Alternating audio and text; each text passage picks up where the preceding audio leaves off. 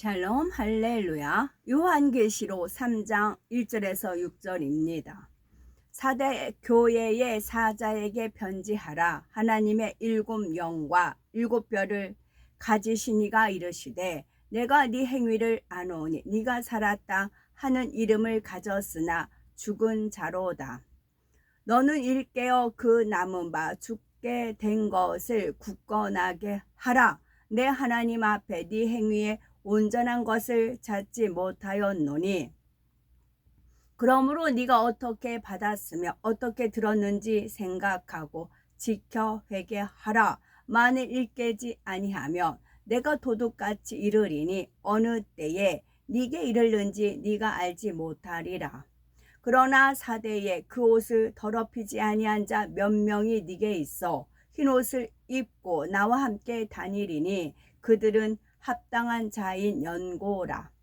이기는 자는 이와 같이 흰옷을 입을 것이요 내가 그 이름을 생명책에서 결코 지우지 아니하고 그 이름을 내 아버지 앞과 그의 전사들 앞에서 시인하리라.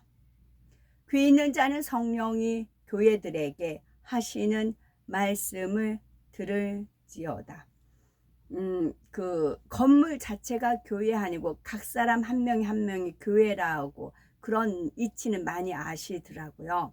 그러면 부흥 하는 것도 그 사람 마음이 흥부의 마음이 됐을 때 그 사람 마음 각자가 부흥이 된답니다. 부흥도 본인 마음이 교회가 부흥하잖아요. 교회 부흥 하잖아요. 그럼 각 사람이 교회라면서요. 그럼 각 사람 그 교회 하나 자체가 흥부의 마음이 됐을 때 부흥이 된대요. 부흥이 된답니다. 믿음이 큰다는 거지요. 부흥이 사람 많이 모으고 헌금 많이 거치고 뭐 교세 확장되고 그런 부흥들 원하시는 거잖아요. 그렇답니다. 요한계시록 강의 21번째 사대 교회 첫 번째 일곱 영 첫 번째입니다. 일곱 교회 중에 제가 이제 교회 썼고 막 그런 얘기를 하고 아버지 너무 심하게 한 거 아닐까요? 이제 그랬더니 교회가 각자라면서 지금 제가 드린 말씀을 이렇게 알려주셨습니다. 어차피 뭐 말을 해도 못 받아들이고 튕겨나갔으면 튕겨나가는 것이고 받을 사람은 받는 것이고 그렇게 되는 거예요. 그래서 믿음은 들음에서 난다 했잖아요. 그 음이 있잖아요. 소리 음이에요. 소리 음. 근데 믿음은 들음에서 나며 들음은 그리스도의 말씀으로 말미암았느니라예요. 그리스도의 말씀. 그 말씀을 들음으로써 내가 믿어지는 거예요. 이것도 처음에는 이제 믿어지지 않지만 자꾸 듣다 보면은 콩나물에 물을 주면 이렇게 어느 순간 이렇게 자라잖아요. 그와 같아요. 처음에는 내가 마음그릇이 안 돼서 튕겨 나갈 수가 있어요. 그러나 때가 되면 그 말씀이 이제 믿어지고 알아주고 깨우쳐주고 행해지고 그렇게 되는 것이지요. 일곱 교회 중에 그리고 저가 이렇게 하는 거는 주님과 한 쌍에 둘러 먹고 마신 형제 자매 모친 그 그룹을 키우는 겁니다. 언약계 받들 사람들. 일곱 교회 중에 라오디아 교회와 함께 주님께로부터 칭찬은 없이 책망만 들었던 사대 교회에 대한 말씀을 증거하도록 하겠습니다. 사대 교회는 주님으로부터 네가 살았다 하는 이름은 가졌으나 죽은 자로다 하는 마음 아픈 책망을 들은 교회입니다. 그 성을 다시 한번 제가 올려드릴게요. 이제 우리가 자꾸 그 사랑의 성에서 연결이 되어 있다. 성들이 연결이 되어 있다. 그러잖아요. 우리 뭐 그 각자가 성령의 전이다 뭐 그런 말을 하잖아요. 우린 그리스도 안에서 각 지체이잖아요. 그래서 지체가 손발 있고 다 붙어 있잖아요. 심장과 더불어 다 붙어 있잖아요. 그와 같아요.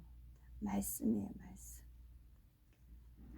이 말씀은 겉으로 보기에는 살아있는 것 같지만 실상은 죽은 자라는 뜻으로서, 다시 말해 하나님을 믿고 주님을 믿는다 하면서 스스로는 구원을 받았다고 생각하지만 정작 주님 편에서 보실 때는 구원과 상관이 없는 경우를 말합니다.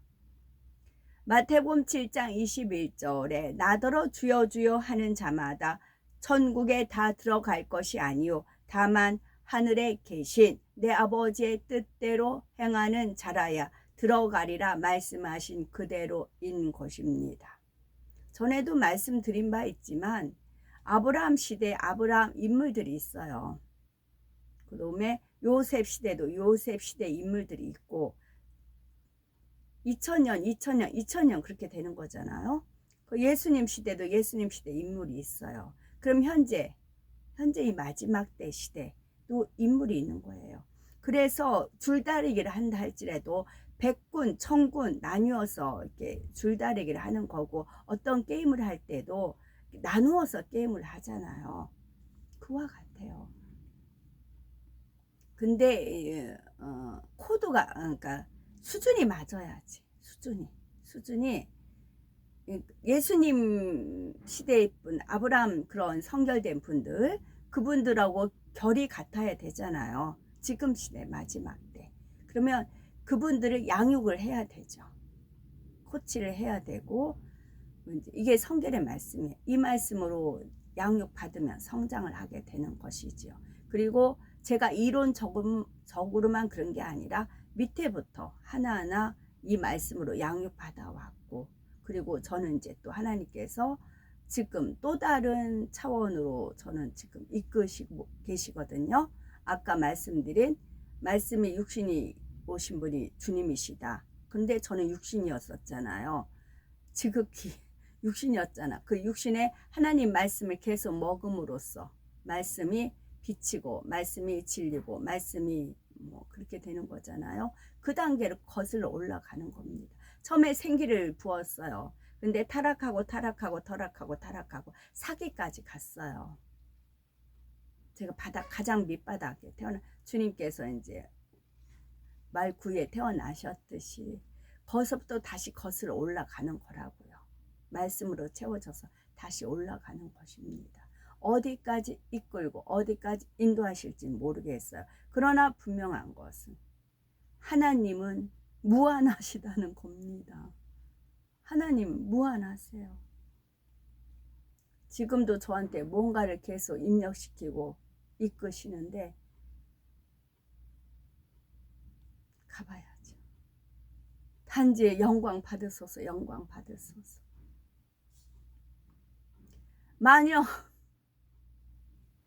만약 어떤 사람이 이 땅으로 나름, 그러니까 이제 세월을 아끼라, 때가 악하니라 세월을 아끼라 그러잖아요. 때가 악하니라 세월을 아끼라 그러잖아요. 그러면 이제 이게 뭐 커피를 오후에 마시고 하면 잠이 이제 새벽 와도 잠이 안 오잖아요. 그럼 이리 뒤척 저리 뒤척 하죠. 주님 재워주세요, 재워주세요. 그러면은 주님께서 이제 유튜브상 뭐 공부하라 깨우세요. 이제 일어나서 이제 잠 안 온다고 이렇게 하지 말고, 누가 방해하는 사람 없으니까 그래가지고 일어나가지고 이제 유튜브상으로 이제 공부를 합니다. 공부하다 보면 날이 새요. 그럼 이제 아침에 잠깐 눈 붙이고 다시 활동하고 그렇게 지금 이끌어 가세요. 한참 나가서 뭐 춤추고 할 때도 있었지만 뭐 여기서 이제 실시간으로 막 손 이렇게 모션해서 그럴 때도 있었지만 지금은 그렇게 이끄십니다. 만약 어떤 사람이 이 땅에서 그러면서 이제 그 열심을 내라고 도전을 하시라고 제가 말씀드리는 겁니다. 그 여학교 시절에 이제 공부를 하잖아요. 그러면은 시간이 아까워서 주로 어디에다 시간을 잠자는 시간을 아끼는 거잖아요.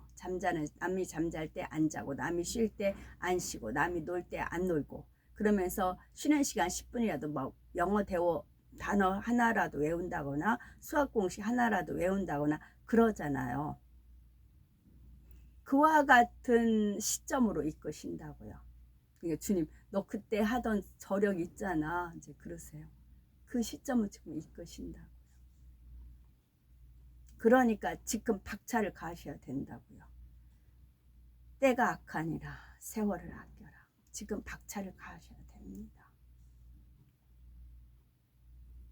만약 어떤 사람이 이 땅에서 나름대로 그리고 이제 믿음의 5단계 들어가면 5단계부터는 이제 영의 세계로 들어가고 신의 성품에 참여하는 거거든요. 신의 성품에 참여를 하는 겁니다. 우리가 이제 신의 성품에 참여를 해야 됩니다. 그 발돋움을 지금 아버지 하나님께서 하시고, 제가 이제 본 나무 목에다가 생명 하나 있으면 본이다 하셨어요.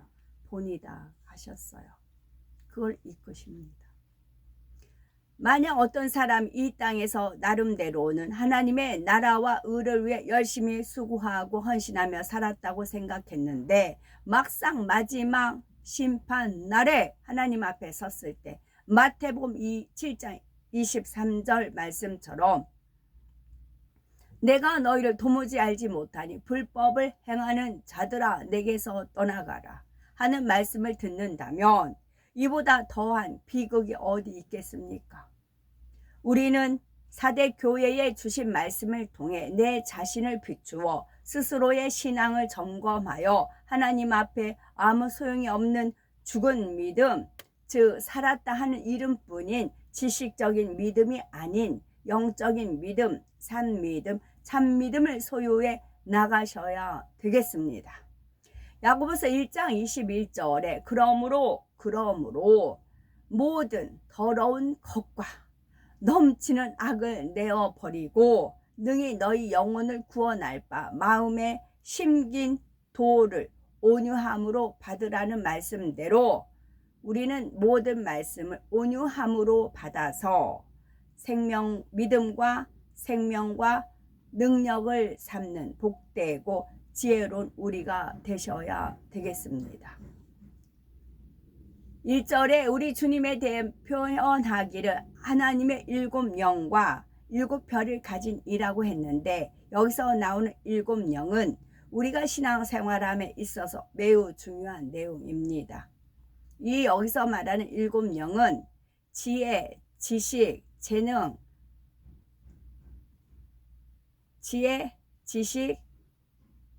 재능, 또 여호와를 경외하는 영, 총명, 재능, 뭐 그런 영 말고 모략 여호와의 그 영 말고 지혜, 지식, 모략, 재능, 지식, 또 여호와를 경외하는 영 뭐 쭉 있죠. 구약시대 그 영 말고 다른 영입니다.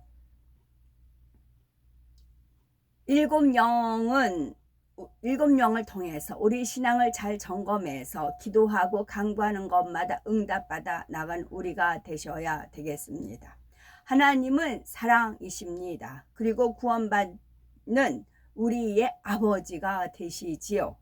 부모가 사랑하는 자녀에게는 자녀가 원하는 것은 무엇이나 해주고 싶어하는 것처럼 사랑의 아버지 하나님께서도 사랑하는 자녀가 원하는 것은 무엇이나 응답해 주시기를 원합니다. 더구나 하나님은 전지전능하시고 자녀들이 원하는 모든 것을 들어주실 능력이 있으시지요.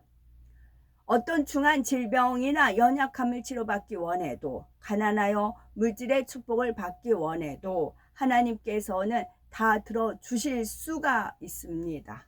세상의 부와 명예와 권세와 지식 등 그 무엇으로도 해결할 수 없는 문제들을 하나님의 능력으로는 다 해결해 주실 수가 있지요.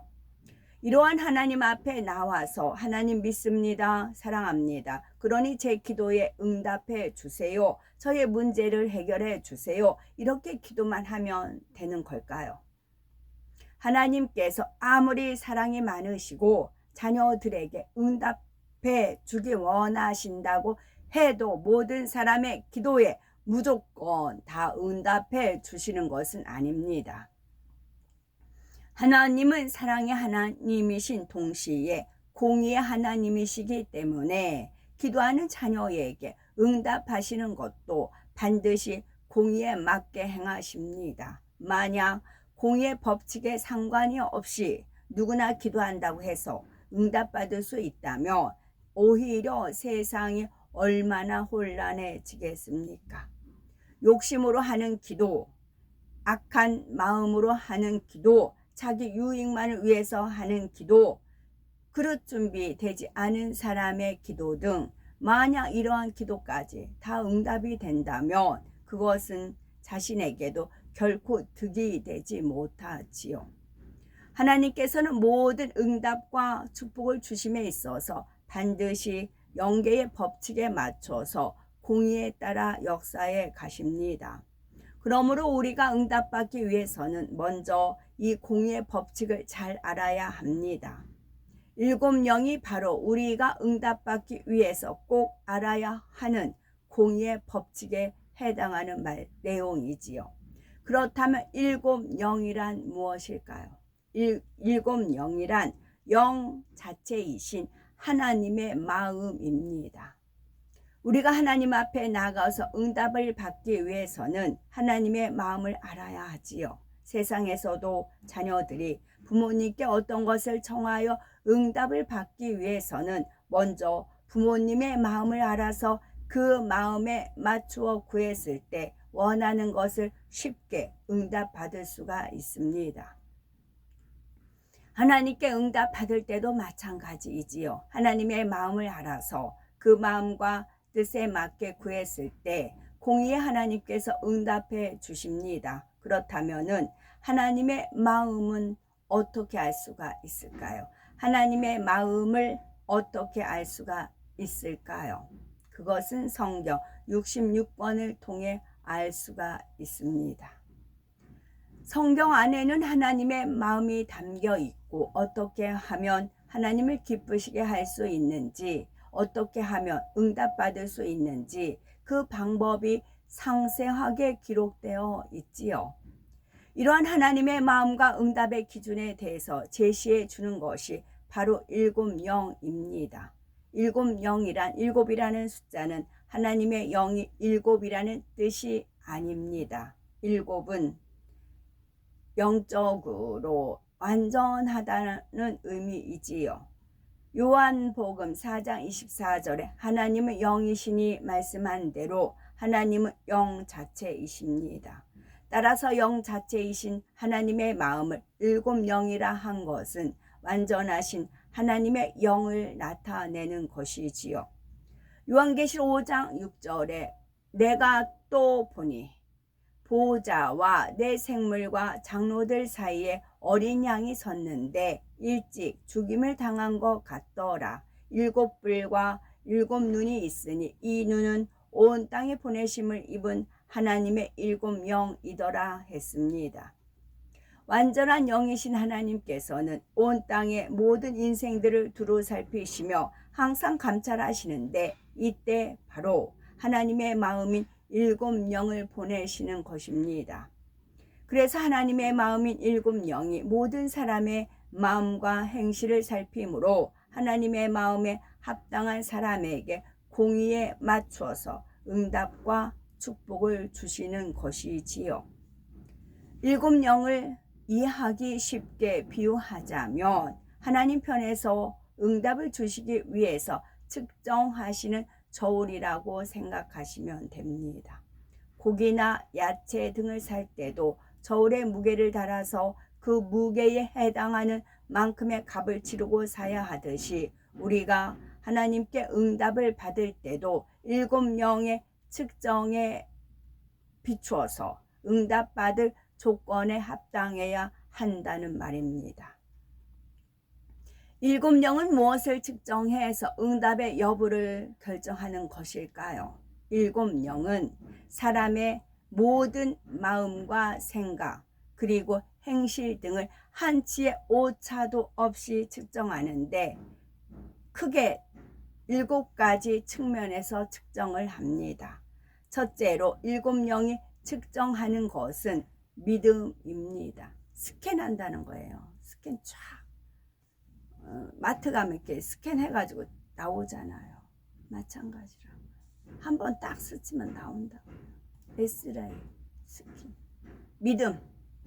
저 사람이 믿음이 참이냐 거짓이냐 어느 정도 되느냐, 하나님 사랑하는 수준이 어느 정도냐, 이게 나온다고요. 성경에는 분명히 믿음대로 되라 했습니다. 그러면 우리는 과연 믿습니다 고백하며 기도한 대로 모든 것을 응답받고 계십니까? 우리에게 진정 마음에 믿어지는 참 믿음, 영적인 믿음이 와서 고백하고 기도했다면 그것은 반드시 실상으로 나타납니다. 나름대로는 믿는다고 고백하며 기도했는데도 응답이 없다면 그것은 믿습니다 했던 고백이 마음에서 믿어지는 영적인 믿음의 고백이 아니었기 때문입니다.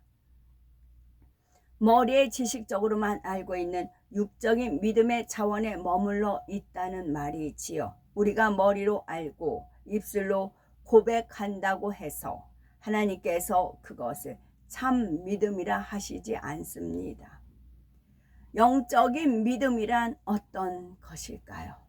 바로 눈에 보이지 않고 인간의 생각이나 지식에 맞지 않아도 마음에서 의심 없이 믿어지는 믿음입니다. 아무것도 없는 무에서 유가 창조되는 것을 믿는 믿음이지요. 영적인 믿음은 누구나 갖고 싶다고 해서 마음대로 가질 수 있는 것이 아닙니다. 이러한 영적인 믿음은 위로부터 주어지는 믿음으로서 마음의 악을 버리고 성결을 이루는 만큼 하나님께서 주시는 믿음입니다. 우리가 기도만 한다고 해서 응답해 주실 것을 믿습니다 하는 고백이 참된 영적인 믿음의 고백이 되는 것은 아닙니다. 마음의 악을 버리며 할례해 나가면서 기도해야 위로부터 믿어지는 믿음이 와서 믿음으로 고백하며 기도하게 되는 것이고, 그럴 때 응답이 주어진다는 사실입니다. 영적인 믿음에는 반드시 행함이 따르게 되어 있습니다. 바로 말씀대로 행하는 행함이 동반되며 하나님의 말씀에 순종하게 되지요. 야고보서 2장 22절에 보면 네가 보거니와 믿음이 그의 행함과 함께 일하고 행함으로 믿음이 온전케 되었느니라 했고, 이어지는 26절에는 영혼 없는 몸이 죽은 것 같이 행함이 없는 믿음은 죽은 것이니라 말씀하고 있습니다.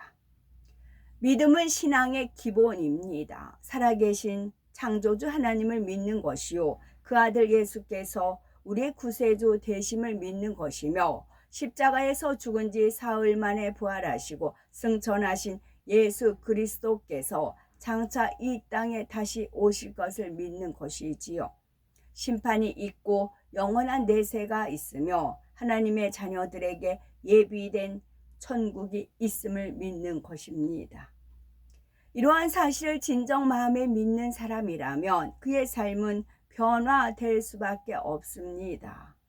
헛되고 헛된 이 땅의 삶에 소망을 두는 것이 아니라 영원한 천국에 소망을 두게 되는 것이고, 그 아름다운 천국에 들어갈 자격을 갖추기 위해 쉬지 않고 믿음의 선한 싸움을 하게 되는 것이지요.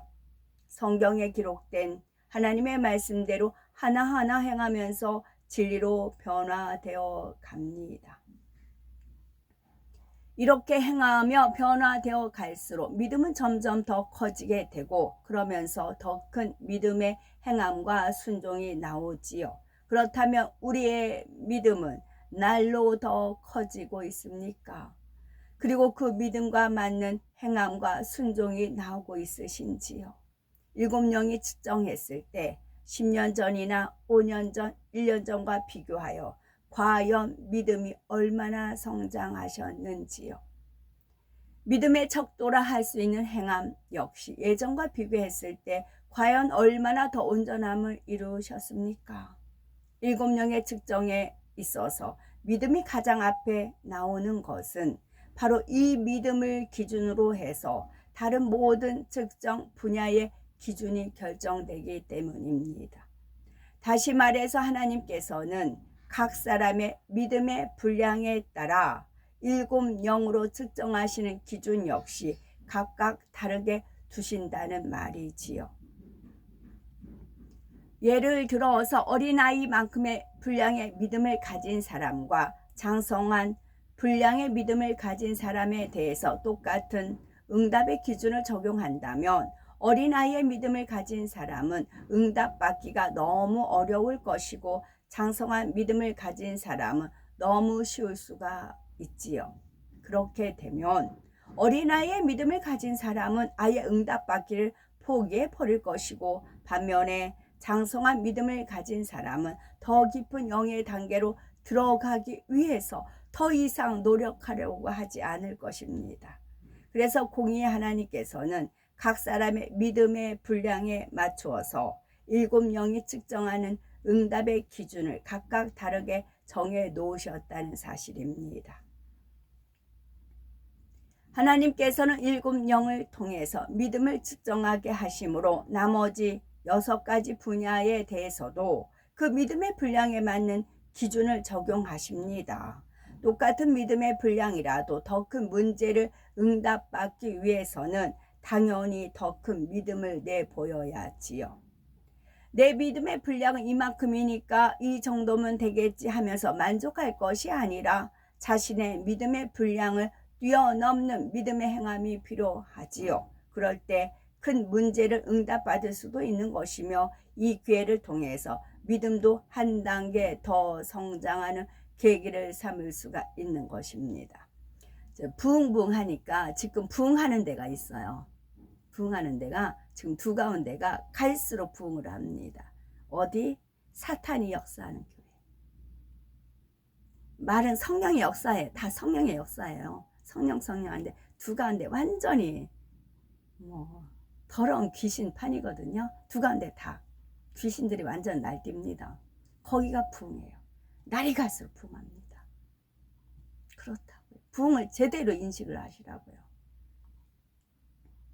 지금 두 가운데 지금 유튜브에 실시간 올라오거든요. 두 가운데 지금은 제가 뭐 하는 일이 있어서 체크를 안 하지만 전에 체크하면 날마다 부흥합니다.